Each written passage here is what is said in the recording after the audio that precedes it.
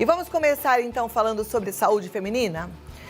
Menstruação, algo que faz parte das nossas vidas durante muito tempo, né? Muita gente tem um desconforto enorme, outras passam muito bem e outras decidiram nem menstruar.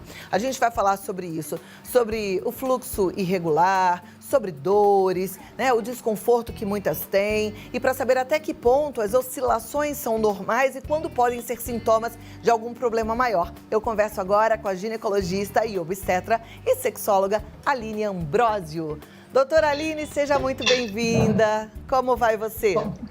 Como vai, Cláudia? É um prazer estar aqui com vocês. O prazer é nosso. Muito obrigada pelo seu tempo. E que bom que a gente vai poder aprender um pouco mais contigo. Apesar da gente falar sobre um assunto que é tão nosso, que é tão íntimo, às vezes a gente não tem a informação correta, né? Sim, com certeza. É muito importante buscar a informação em fontes seguras. E hoje em dia, com rede social, às vezes, né, a internet, às vezes tem muitas informações que são equivocadas. Então é sempre importante estar consultando um profissional de confiança. Gente, doutora Aline não estudou pouco e não estuda pouco, é o tempo todo. O doutor Google, ele é bom para algumas coisas, mas não coloca a sua saúde em risco não, tá? Vamos ouvir aqui o que a doutora tem para falar. Primeiro eu queria saber qual é a queixa mais recorrente no consultório em relação a essa questão do ciclo menstrual. O que as mulheres chegam assim reclamando, doutora? Hoje em dia, e é pior agora com a pandemia, a elevação do estresse e a ansiedade que virou a doença do século são as cólicas menstruais. Aí, em segundo lugar, as tensões pré-menstruais junto com as irregularidades menstruais. Cólica menstrual tem a ver com estresse? Tem a ver com estresse e tem a ver com o aumento da incidência de uma doença que ainda é pouco diagnosticada, que é a endometriose. Posso falar um pouquinho dela? Seria muito bom, inclusive, para as pessoas entenderem a dificuldade desse diagnóstico, né? Sim, a endometriose, ela é uma doença na qual a camada interna do útero, que menstrua todos os meses, ela passa a se implantar fora do útero. E quando o endométrio, que é o nome dessa camada, ele responde aos hormônios, né, produzidos pelo nosso corpo, os hormônios femininos, e ele descama todo mês pelo útero, ele vai sangrar também e descamar naquela localização imprópria. Então ele pode se implantar na cápsula do ovário, ele pode se implantar perto do intestino, pode se implantar na bexiga, em casos mais raros pode até se implantar no tórax, no cérebro, em outras localidades. Ela é basicamente uma doença de causa imunológica, a gente ainda não sabe todas as causas dela, mas ela está extremamente relacionada à inflamação do corpo. E o estresse e a ansiedade são as coisas que mais nos inflamam e propiciam o aparecimento de todas as doenças. Então, a endometriose ela vem crescendo numa escala gigantesca agora no século XXI. A outra coisa que tem feito a elevação da endometriose ocorrer nessas últimas gerações é que as mulheres retardam a sua primeira gestação. E diferente do que foi a minha avó, as nossas bisavós, as mulheres hoje têm uma prole mais restrita. Ficam grávidas uma vez só, 2 vezes no máximo. E a doença, ela continua se propagando geralmente tanto pelo estresse quanto pelo fluxo menstrual. Então, um dos tratamentos primários da doença é a gente bloquear a menstruação. E como hoje está na moda a gente voltar a menstruar, que era diferente de alguns anos atrás, a maior parte das mulheres se empoderando do seu corpo, estão querendo ter as sensações do corpo e menstruar e não usar métodos hormonais que bloqueiam o ciclo natural, vai ser natural a elevação da ocorrência dessa doença também. Bom, tá? E a gente já conversou, desculpa, eu ia falar só que a gente já conversou algumas vezes aqui no programa e essa é uma doença que, inclusive, ela incapacita a mulher muitas vezes para o trabalho, né? De tanta cólica que ela tem. Mas pode continuar, doutora. Além dela incapacitar pela cólica e cair muita qualidade de vida, tem mulher até que fica com medo de menstruar, que muitas vezes leva essa mulher a ficar acamada ou necessitar de um atendimento hospitalar para sedar a dor. É uma doença que pode ir produzindo uma inflamação intensa na pelve e formando cicatrizes ao longo dos anos. E com isso, levando à infertilidade, ela acompanha quase 40% dos casais que têm alguma dificuldade de engravidar, por distorção das trompas, até o bloqueio e a obstrução das trompas, e também pelo efeito inflamatório que ela causa, dificultando a fecundação e até a implantação do ovo no útero. E em casos mais graves, pode chegar até a obstrução intestinal. Então, é um diagnóstico que a gente precisa, sim, excluir e tratar de forma adequada. Puxa vida, mas ao mesmo tempo eu me lembro que no começo da nossa conversa aqui hoje, você já falou que o diagnóstico é super complicado, né? E eu mesma sei, por conversar com bastante médicos, que são poucos os radiologistas especialistas nessa descoberta da endometriose, não é verdade? Tem lugares que nem existe ninguém que possa fazer a detecção da doença. É que a ultrassonografia convencional, ela não vai fazer o diagnóstico de forma adequada. É necessário que seja feita uma ultrassonografia com leve preparo do intestino. E o ultrassom, que é o padrão ouro para o diagnóstico, ele tem que ser feito por um profissional muito bem treinado, pois é um método completamente operador dependente. Não basta você me trazer as fotos da ultrassonografia, eu fico presa no laudo.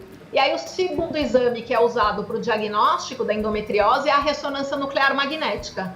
Essa sim, se você tiver um bom treino, você como clínico no consultório, para fazer a leitura das chapas, a gente pode fazer o diagnóstico não necessitando do laudo direto do colega. Ok, bom, já que a gente parou na endometriose, eu sinto que esse assunto é importante. Meninas, em casa, a gente está falando da cólica que talvez você até minimize, que sua filha não aguente, que ela se contorça de dor e você acha que tudo bem, que é normal. Não, e cada vez mais frequente. Então, a gente volta, doutora, e eu quero falar sobre como é que a gente trata a endometriose. Aí a gente passa para os outros assuntos ligados à menstruação, combinado? Ok. 2 minutinhos o primeiro só. tratamento... Me dá 2 minutinhos só e eu já volto aqui, tá? Aí a gente parte daí, né? Vamos falar sobre tratamento. Se você quiser ligar para uma amiga nesse momento, liga. Se você não tiver ninguém... Depois essa entrevista vai ficar no YouTube, tá? E é importante a gente propagar esse tipo de informação, porque é assim que a gente ajuda uma grande parte das mulheres, tá? Vamos voltar aqui com a doutora Aline Ambrosio. Doutora Aline... você já tinha dito que uma das formas mais eficazes é bloquear a menstruação, mas existem outros tratamentos para lidar com a endometriose? Sim, Cláudia. A gente começa o tratamento com a cirurgia, na grande maioria dos casos, até para se ter uma amostra do tecido e fazer o diagnóstico corretamente. E o bloqueio da menstruação, ele sempre deve ser oferecido após a cirurgia, porque a gente ainda não consegue medir quais são aquelas mulheres que com a cirurgia sanam o problema e ela não terá a evolução da doença e aquelas que isso não ocorrerá.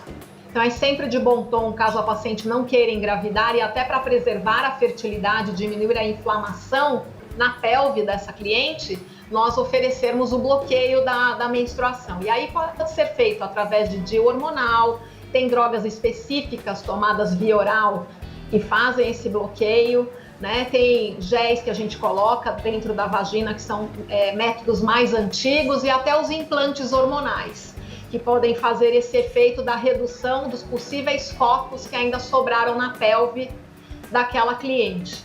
Então, esses seriam geralmente os tratamentos oferecidos para endometriose. Perfeito. Agora, não é só esse o motivo de cólica ou de menstruação irregular nas mulheres, né? Quais são os outros principais motivos? Dentro das cólicas ainda existem uma doença à parte da endometriose, que é a adenomiose, que é quando você tem esses implantes dentro da musculatura, que além de deixar o útero maior em termos de volume, ele causa bastante cólica. A outra doença que é prevalente, mas não necessariamente ela vai causar somente cólica... Desculpa te cortar, eu não entendi. Esses implantes dentro da musculatura? Que implantes seriam Dentro da musculatura do útero. A parte interna do endométrio que menstrua, ao invés de implantar fora do útero, ela implanta no meio do músculo. Ah, tá. É porque você falou de implante hormonal, a gente não tá falando de implante... Não, a gente tá falando de um implante natural da mulher, é isso? Uma implantação... Isso, exatamente. Dos óvulos. Daquela camadinha que deveria estar só na cavidade, menstruando todo mês e se preparando para receber ali o bebê, né? Tá. Então ela implanta na musculatura e todo mês ela vai inchar e sangrar no meio da musculatura, causando a inflamação e as cólicas. E aí isso é fácil de resolver? Isso geralmente o tratamento final é com a retirada do útero. Tá. Mas a gente faz o bloqueio hormonal ou o uso dos DIUs hormonais, que fazem também ou a redução do fluxo ou a redução da cólica. A outra causa muito frequente de cólica e até de irregularidades no fluxo menstrual é o mioma, que é prevalente. Ele está entre 30% até 35% das mulheres. E são tumores benignos, é uma raridade ele virar um tumor maligno, um câncer, é extremamente raro, mas são tumores benignos que vão se formando na musculatura do órgão, fazendo com que o útero aumente em volume, e com isso vai aumentar a cavidade, sendo uma das causas, então, das irregularidades menstruais, dando hemorragias.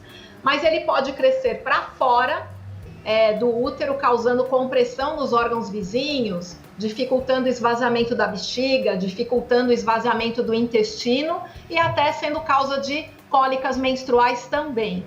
E os miomas, dependendo da localização, assim como também a endometriose que a gente não referiu, pode ser uma das causas das dores nas relações sexuais, porque às vezes quando o útero contrai durante a relação sexual, ou dependendo da alteração anatômica do órgão, ele pode causar esse desconforto, levando à queda da qualidade da saúde sexual.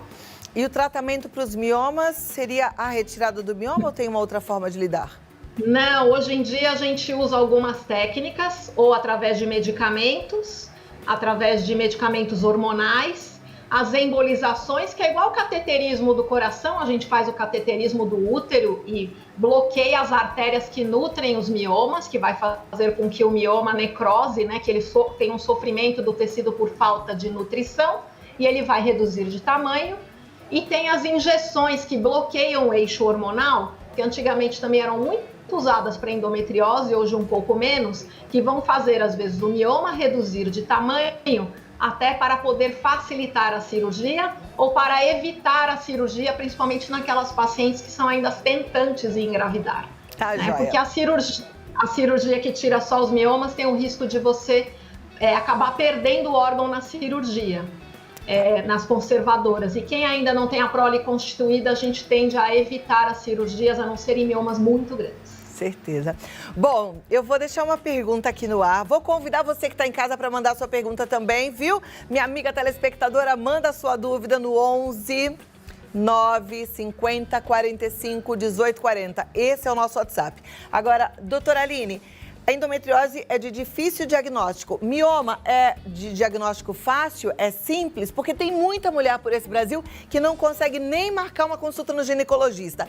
Mas sente muita cólica, menstrua demais, tem muito sangramento. O que elas precisam fazer? Qual é o exame que vai mostrar que é o mioma? O exame físico, se o útero estiver muito volumoso, vai mostrar que tem alguma alteração nesse útero, causando o aumento do volume. Mas quem faz o diagnóstico mesmo é a ultrassonografia, que é um exame muito mais barato do que a ressonância nuclear magnética. Perfeito. Eu vou voltar daqui a 2 minutinhos. É só o tempo da gente organizar as perguntas das nossas telespectadoras e aí eu volto para que você possa responder, tá bom? Perfeito. Obrigada. Bom papo, né, gente? Tudo que envolve aí o nosso corpo, a gente precisa saber. A gente tem que conhecer bem o funcionamento dele para cuidar de forma direitinha, assim, com muito carinho. Doutora Aline Ambrosio, vamos lá. Temos perguntas já. Eu deixei pergunta no ar? Não, né? Ela respondeu a pergunta, né, que eu fiz, ou eu deixei alguma pergunta no ar? Ela respondeu. Então tá bom, a gente tem perguntas já das nossas telespectadoras.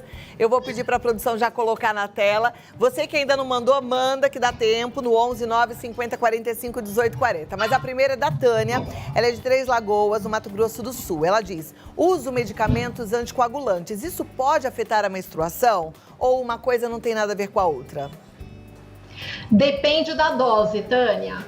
Se você estiver fazendo uso de um anticoagulante, que a gente chama de anticoagulação plena, isso pode aumentar sim o fluxo menstrual, inclusive levar ao aparecimento daqueles coágulos, aquelas pelotas de sangue, e às vezes até acompanhado pela famosa cólica menstrual. Então sim, pode. Tá joia. Vamos lá para a próxima pergunta. É bom prestar atenção que vai ajudando todo mundo, hein? Camila de Cerqueira César, em São Paulo. Tomar remédio para não menstruar pode causar problemas futuros? Geralmente as medicações que a gente usa para bloquear a menstruação são métodos hormonais. Os estudos mesmo de população acompanhadas a longo prazo têm mostrado que traz benefício. Por exemplo, o uso de pílula de longo prazo tem mostrado até a redução de doenças relacionados a tumor de intestino, doenças relacionadas ao endométrio e ao ovário. E a elevação do câncer de mama, que era um grande medo quando a gente faz esse bloqueio hormonal, não mostrou uma elevação substancial dessa chance. Então é bem seguro a gente fazer uso das medicações hormonais, sim, a longo prazo. Boa notícia, né? Aí eu já vou emendar aqui porque o assunto é parecido. Então, reposição hormonal, porque também é um hormônio, né, que a pessoa vai tomar, pode não ser tão perigoso como a gente achava para o câncer de mama? Então, os anticoncepcionais que a gente usa para o bloqueio da ovulação na mulher que ainda menstrua são diferentes do que a gente usa hoje na mulher na pós-menopausa, no climatério. Então, a gente vai estar falando de classes de hormônios diferentes, apesar de ter o mesmo nome. O que a gente tem de notícias dos trabalhos mais recentes é que a terapia hormonal feita com hormônios similares ao que o nosso corpo produz, e não como eram os antigos, que a gente tomava hormônios de égua, né?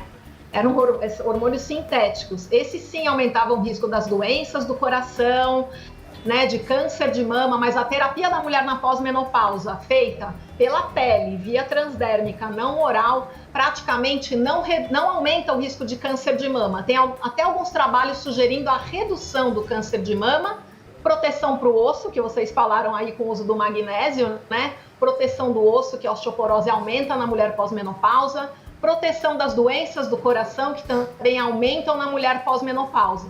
Então, é diferente a composição do que a gente usa numa faixa etária e da outra. Muito bom que você falou nisso, Cláudia, que a gente precisa mudar de novo e quebrar esse paradigma antigo dos trabalhos do início dos anos 2000. Nossa, porque é tão reconfortante, gente, quando você entra no climatério, na menopausa e faz reposição hormonal, é uma vida antes e outra depois, viu, minhas amigas? Então, realmente busque conversar com o médico que esteja atualizado. Ouviu agora a doutora Aline, maravilhosa. Aliás, a telemedicina tá aí para vocês consultar com médicos de ponta como a doutora Aline, tá? Próxima pergunta já vai para a tela, é da Indianara, de Paranavaí, no Paraná. Ela diz, tenho mioma há alguns anos e o médico disse que não precisava operar, mas tenho sentido muitas cólicas menstruais. Devo mexer no mioma ou não? Primeiro lugar, Indianara, a gente precisa ver se você ainda quer engravidar ou não. Porque dependendo da localização do mioma, como a gente comentou, o risco de você perder o órgão não é desprezível. E a gente tem uma tendência, às vezes, a fazer as cirurgias minimamente invasivas, ou por dentro do útero mesmo, por uma endoscopia, ou pela laparoscopia, que é aquela dos furinhos.